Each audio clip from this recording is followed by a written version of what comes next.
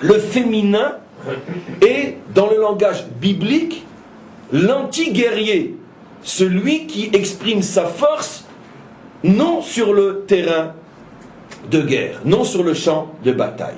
Donc vous remarquerez une chose extraordinaire, c'est que les trois mots qui définissent la malédiction en hébreu font tous les trois allusion à une même notion, mais à chaque fois dite selon un angle différent.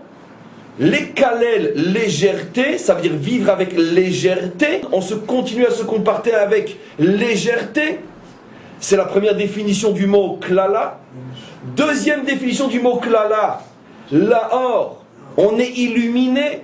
Là, je vais consacrer une partie importante du cours, parce que pour pouvoir pousser un monde à se comporter avec légèreté, il faut d'abord l'illuminer.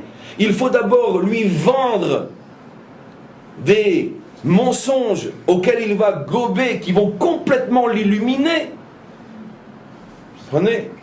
Et donc, non, pas dictature forcément, non, pas dictature forcément, pas du tout. Tu as raison, mais pas du tout. Pas du tout, pas du tout. Vous avez déjà tout compris de toute façon. Mais je suis obligé d'aller doucement. Et donc on va l'illuminer au nom de la liberté d'expression, de la tolérance, de la compréhension. L'Europe est en train de crever, de disparaître. On illumine, on prépare le terrain pendant des décennies. Et donc automatiquement ça les aveugle, un illuminé, il est aveugle. On sait très bien que, ne comprenez pas mal ce que je veux dire, que la race blanche est en train de disparaître.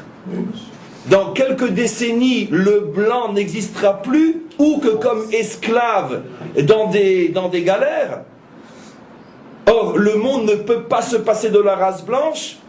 Le monde est composé de 4 races, de 4 couleurs, pardon, qui correspondent aux 4 lettres du nom divin. D'où je le sais que ces 4 couleurs sont indispensables, parce que Rabbi Shimon Bar Yochai dans le Zohar le disait il y a déjà 2000 ans.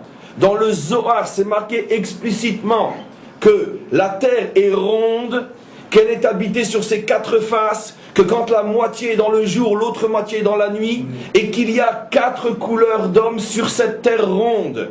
Blanche, rouge, noire et jaune. Voilà ce que Rashbi disait il y a déjà 2000 ans. Et donc il n'avait certainement pas le problème que Galilée a eu pour expliquer comment se fait-il que ceux qui sont en bas ne tombent pas. Mais puisque c'est dans le Zohar que l'on nous apprend qu'il y a 4 couleurs, ça veut donc dire que les 4 couleurs correspondent à une nécessité absolue.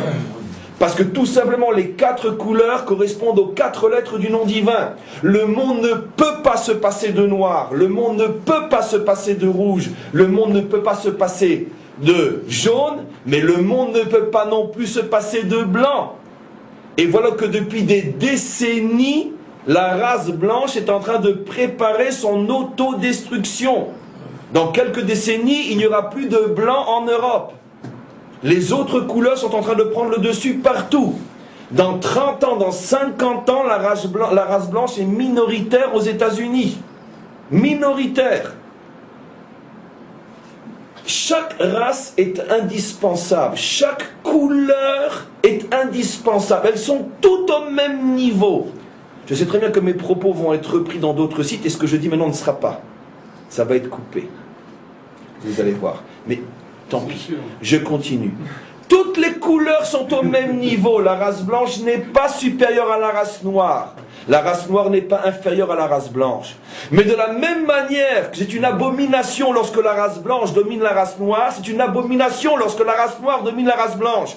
Et si l'Europe, qui est un territoire blanc, perd sa couleur, c'est la fin du monde. Comment qu'on arrive à convaincre les blancs de devenir minoritaires et d'accepter que leur Europe soit bientôt d'une autre couleur? Eh bien on les illumine pendant des décennies. Une bouche parle, la bouche médiatique. Une bouche parle, la bouche de Bilam. Liberté d'expression, tolérance, SOS racisme, tout celui qui ose parler, on le traite de tout ce qu'on veut, touche pas à mon pote et tout le reste. Et surtout, n'oublions pas que les Bilam sont souvent juifs, parce que les juifs ont eux-mêmes tellement souffert du racisme qu'ils sont les porte-parole de touche pas à mon pote.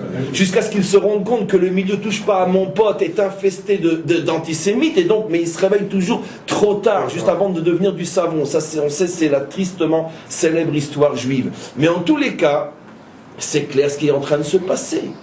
Mais mes amis, n'allons pas si loin. Processus de paix. Pourquoi aller chercher ailleurs ce que nous avons chez nous? Comment qu'on arrive à convaincre un peuple de supporter le fait qu'on lui fasse exploser tous les jours des autobus en pleine gueule? Victime de la paix. Mais on les appelle les victimes du shalom. On est dans un processus de paix. Quoi, vous ne voulez pas la paix? Mais enfin, qu'est-ce que c'est quelques autobus qui sautent au regard de la paix? Comprenez? Et le fait que tous ceux qui sont en face de nous veulent nous exterminer, non, c'est uniquement une poignée d'extrémistes. On trouve même les mots pour justifier l'injustifiable. Et puis on trouve des formules tellement extraordinaires. Un pays, deux peuples pour un pays.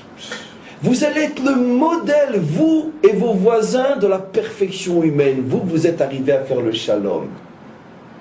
C'est ça Bilam. Bilam, ce sont les journaux. Bilam, c'est la télévision. Bilam, c'est la radio. Bilam, c'est tous ceux qui parlent. Comment? Bilam, c'est tous ceux qui se servent de leur bouche pour pouvoir préparer le monde à se faire détruire.